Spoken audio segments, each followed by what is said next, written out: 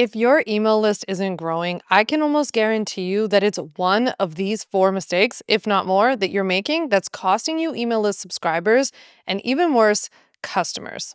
I've built an engaged email list of over 47,000 subscribers that reply to my emails, buy my products, and refer my newsletter to other people in my industry. And that's why in today's episode, I'm going to help you fix the four most common mistakes I see when people are trying to grow their email list, but it's just not working. In this episode, you'll learn why, even if you're sharing about your freebie, nobody is downloading it, where to look for some easy email list building opportunities that aren't PDFs or complicated downloads or videos, why the way that you're sharing your freebie might be the reason that nobody is downloading it, and how to easily find more email list subscribers like the ones that you already have, which is a lot less work. And if you want to follow along and go even deeper on all of the mistakes that we're going to go over today on building your email list, go ahead and download the ultimate guide to building your email list. It's a free guide that I've created for you. In the free guide, I'll teach you how to build your email list and fix these most common mistakes. So let's hop into the first one.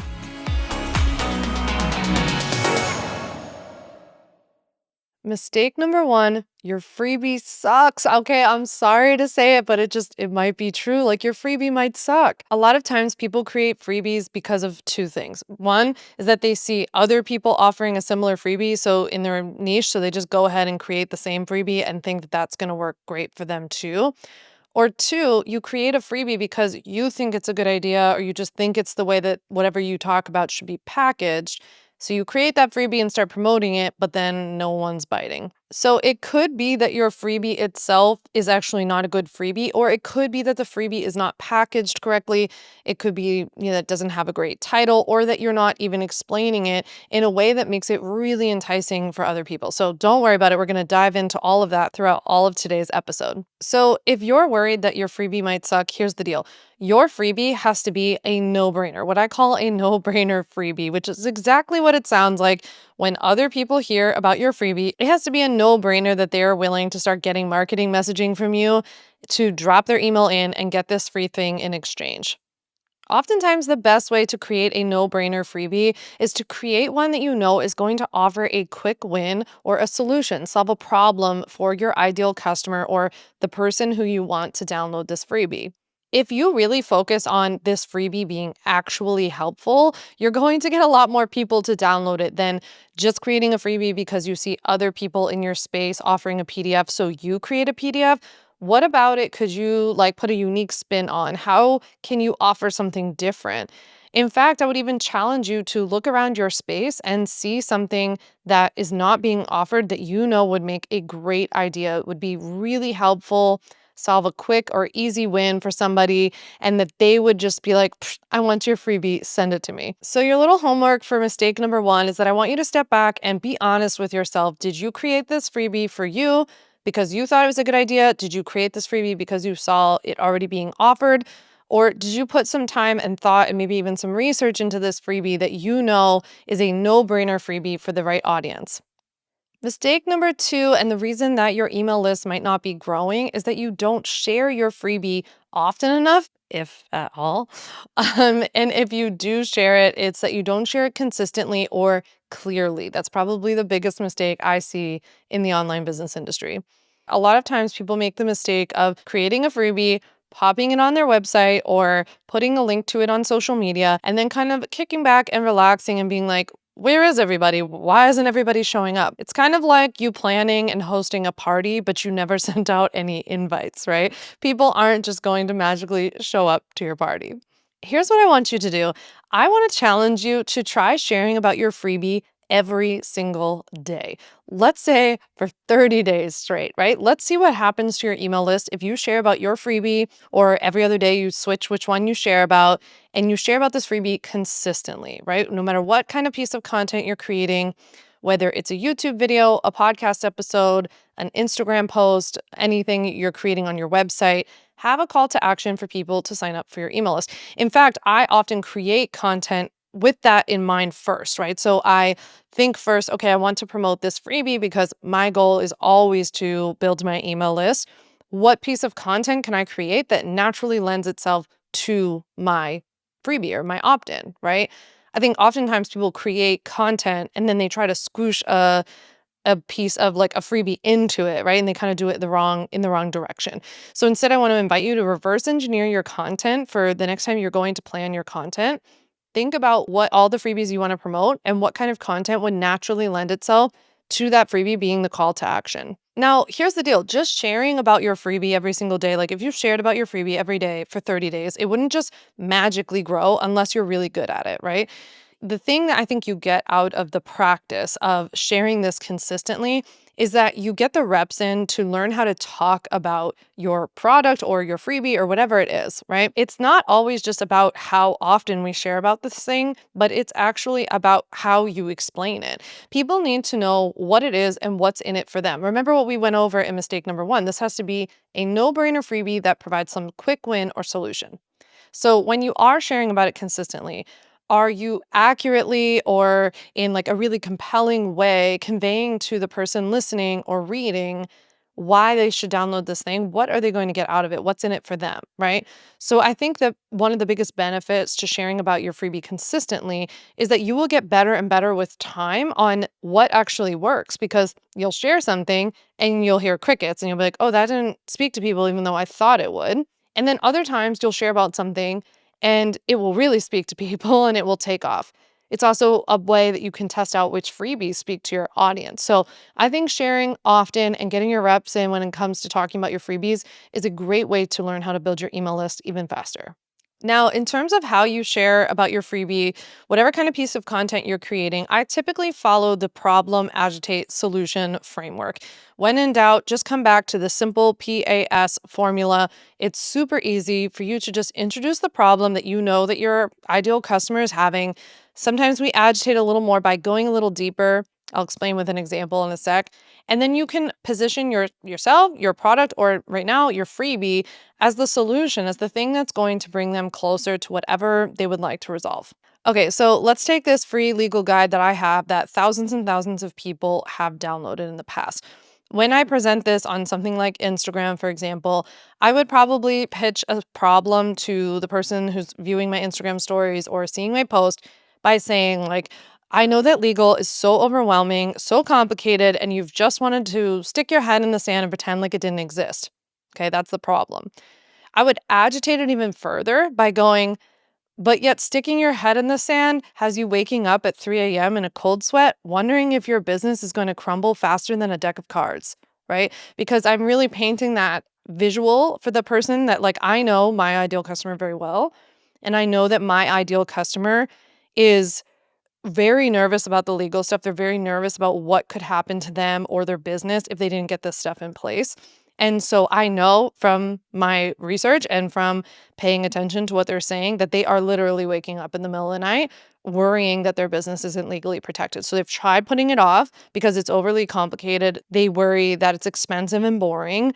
They worry that it's too early for them, but yet they're being woken up in the middle of the night and worrying about it. And so that's why then I would pitch my solution of saying, that's why I created this free legal guide for you that easily walks you through step by step exactly what you need to do to legally protect yourself and your business. No more, waking up at 2 a.m. You can finally sleep through the night with a sigh of relief knowing that you're protected. Like, that's just off the top of my head of kind of going through that problem, agitate, solution framework. Okay, mistake number 3 of why your email list isn't growing is that you're not looking for easy email list building opportunities that maybe even aren't freebies or complicated webinars or funnels. Things I love, but don't always need to be involved. Okay, here's an example that happened just the other day. So people are always asking me questions in my DMs and my inbox about like small business taxes or how do I pay myself? I think how do I pay myself is probably one of the top questions that I get. And I've done podcast episodes on this. And so we're always, writing them back and saying, here's this episode, here's that episode. So the other day I had this idea of like, hey, these are really popular episodes. These are also really common questions. A lot of them have the general theme of money, right, for small business owners. Why don't we put that into a Spotify playlist? And the next time people ask us for this, we send them this link to actually opt in to get the playlist, right? I also thought I would set up a mini chat DM, which we did on Instagram same day. And if anybody DM me the word money on Instagram, then it would say, hey, what's your first name? They'd put in their first name. What's your email? They put in their email. I have ManyChat integrated with ConvertKit or Kit that I use to build my email list. So it automatically imports that person's information into my email list on Kit. And then we immediately DM them the link to the money playlist. So there was no gatekeeping there. I just made them opt into my emails in order to get this easy playlist that we put together for them.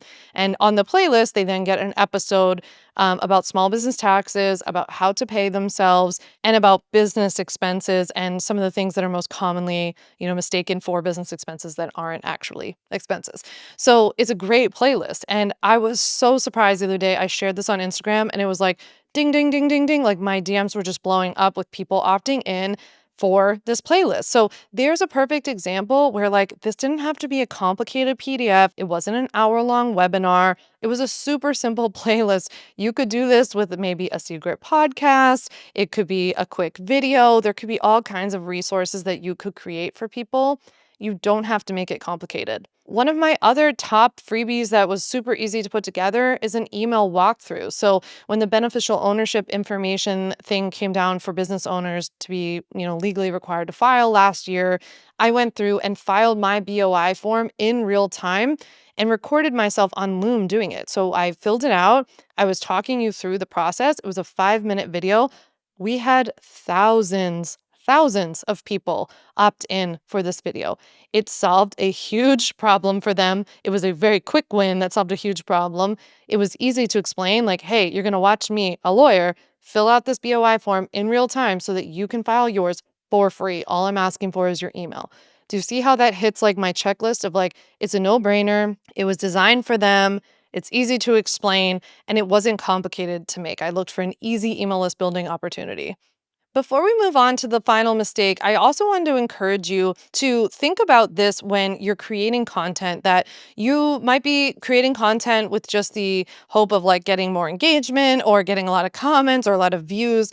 But if you have your own business, I would encourage you to approach every piece of content from a place of how can this support my email list growth? So the other day, for example, we're getting really close to my debut book, When I Start My Business, I'll Be Happy, coming out. We were thinking through what we want to ask people to do in order to enter to win a signed copy of my book. And I thought, easy email list building opportunity, have people opt in to Sam's Sidebar, my weekly newsletter, which you can get down in the link in the description. And once they do, they're entered to win a signed copy of my book. So again, easy, doesn't always have to be a big thing. Okay, mistake number 4 is not looking for shareable opportunities or using referrals to build your email list. Like most things in your business, if you only ever focus on growing your email list and not nurturing the people that you already have there, you're missing a huge opportunity for growth. If your emails are really good, people are going to want to share about it, whether it's with their friends or on social media or sharing a link to it in the course that they're in. At the bottom of my weekly emails, Sam Sidebar, I actually include an easy referral link so that if anybody forwards my email to a friend or shares it somewhere, people can easily click the link that's in that email to add themselves to my email list. In the past, I've also used referral software at the bottom of my emails where I've encouraged my email list subscribers to refer my newsletter to a friend and then offered up a series of prizes or additional free content that is private and gate-kept somewhere if they were to refer it to a friend. And every time, they refer it to one person or 5 people, 10 people, the prizes got better and better. You could also ask a online business friend that you have or somebody else who's in a similar space as you but doesn't have the exact same, offering as you to do a newsletter swap or a newsletter mention or even mention one of your freebies if you think that freebie is already doing really well. So if you already know, hey, people are downloading this, they're loving it, they're getting a quick win, then use those stats to pitch it to somebody else to ask them to include it in their newsletter or share about it on social media. All right, so let's recap and fix these mistakes together, okay? Number 1, we are going to make sure our freebies are a no-brainer. They offer a quick win or solve a quick problem, and we're easily communicating that in the messaging around our freebie.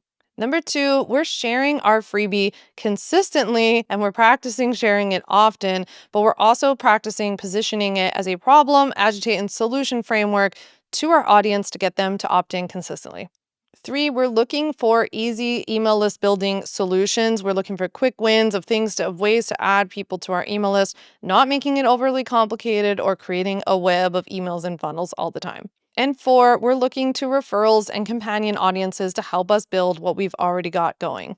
If you haven't yet, make sure you get my free ultimate guide to building your email list. It's a free guide that I've created for you to solve all of the mistakes that we've talked about in today's episode.